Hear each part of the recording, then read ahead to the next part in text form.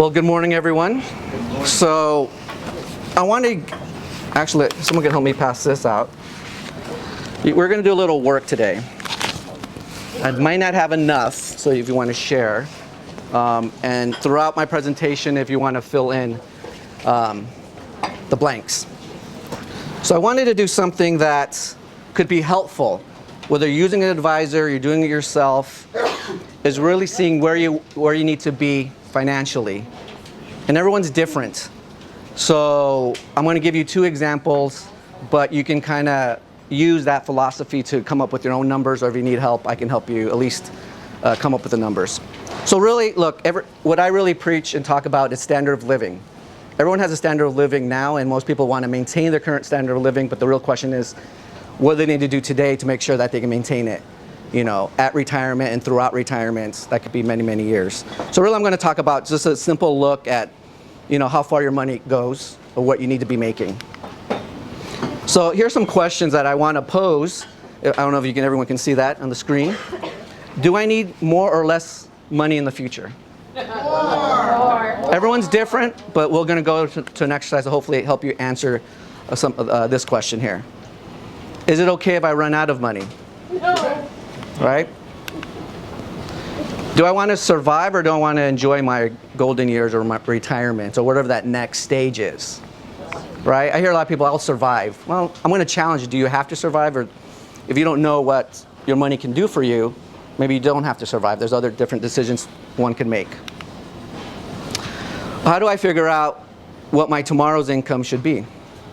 Right? We know what we're making now, but what our income has to keep up, and what has to replace at some certain time. Okay, so this is where the sheets are going to come in, so hopefully everyone has a pen. I forgot to bring extra pens. But let's figure out together some examples of the pressures on your dollar just by taking one factor.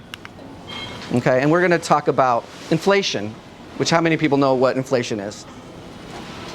Right? It's the cost of living, right? Everyone's services or product over time will probably increase. Or the other way to look at it, your dollar will devaluate, so you need more of those dollars just to buy the same things you did 10 years ago. So I'm going to take a look here at a 47-year-old, example. Now this 47-year-old is making $100,000 a year. It's not a bad income, right? And they told me they want to work for 20 more years, right? Now, I'm going to estimate an inflation factor of 3.5%. Now, if you take a look at the history of inflation, and everyone's different because we all buy different things and different things go up at different rates. But somewhere between 3 and 4 is probably more common inflation rate, even though right now if you hear it's probably lower, it's closer to lower 2%, the index. But that usually doesn't include the food and gas, and we all eat and we all drive, right? So I'm just going to use 3.5%. So if I adjust that $100,000 in 20 years, what's a guess guess what you think the inflation or the adjusted inflation number is going to be? Any guess? More than 100,000? Less than 100,000? More? So in 20 years, it almost doubles. In order to live that same lifestyle 20 years into the future, you better be bringing home about almost $200,000 a year. Right?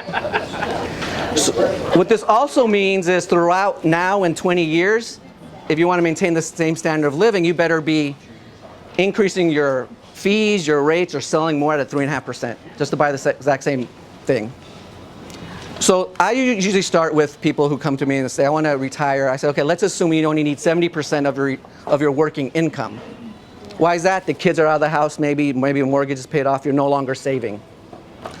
So if I take 70% of $199,000, that's $139,000 of income 20 years, which is more than today's $100,000.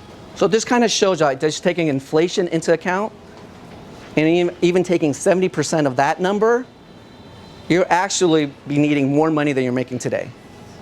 Does that make sense? Getting there? So Yeah, so everyone's reaction was, I need more. Well, here's some numbers based on these assumptions. So I'm going to take a 57-year-old. I'm going to go a little quicker.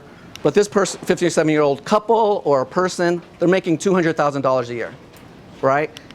They want to retire in 10 years. I'm going to use the same inflation of 3.5%. Now, their adjusted inflation income needs to be $282,000. It didn't grow as much as the $100,000 if you see the difference, but because you only have 10 years we're looking at. So 70% of that is $197,000. So this is just saying I need to somehow get it from some source, somewhere. $139,000, $197,000. At the time I want to quit working and live off my assets. That's great, but where's that income going to come from? Stay here. So I make it real simple. There's typically, in a broad sense, 3 areas your income can come from. So I use a stool, right? You want to sit on a 1-legged stool, a 2-legged stool, a 3-legged stool, right? You typically, if it can be built, a 3-legged stool. So some people have pensions, guaranteed income that they have, right, that the company's going to provide. So that's something I bring into the calculation. We may have a pension, but if we're putting Social Security system, taking out of our paychecks, we're going to have income from our Social Security, which that by itself, it's its own. I can help people solve when to take money out and decide what their income is based on what the Social Security tells me. The next is from the personal savings investment, the third leg, which is what we usually think of. What are we putting away? You know, and I have systems that take a look at that from different views to look at the type of income you can have based on what you're saving, based on what you have right now. What the starting point is different for everybody. So let's go back to the example if you turn over on the sheet. So for a 47-year-old here, we're going to start with the 70% income replacement, was what, $139,000? So this is a rough numbers, right? So if someone's making $100,000 over 20 years, their Social Security check is probably going to be around $151,000, roughly. In this case, let's assume no pension income. And so their gap is $88,000. That comes from the third leg, right? They don't have a pension. Social Security is going to give them what they're going to give them. They have to figure out, how do I save enough to get $88,000 out a year? And if I go quickly to the 57-year-old, their gap's $150,000 a year, right? So that's somehow we have to figure out how to generate that or close the gap so someone can maintain their lifestyle at 70% of what they're used to making. So here's just today's income. There's usually a gap with most people, and tomorrow's income. And that's what I help solve people. So I help them determine what's their income gap and how they can get closer to it. Okay, so we just talked about one factor, inflation. Depending on someone's situation, we talk about taxes, bad investments, longevity, how long you want that income to last, right? When do you need higher expenses? Usually healthcare costs, long-term care costs that no one really puts in their plan. And so just so you have a pictorial view, I have a blueprint real simple blueprint.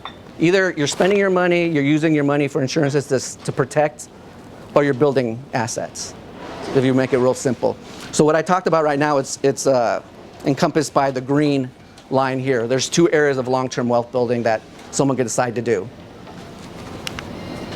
So what people get from me, I condensed this in 10 minutes, but here's some results I show people.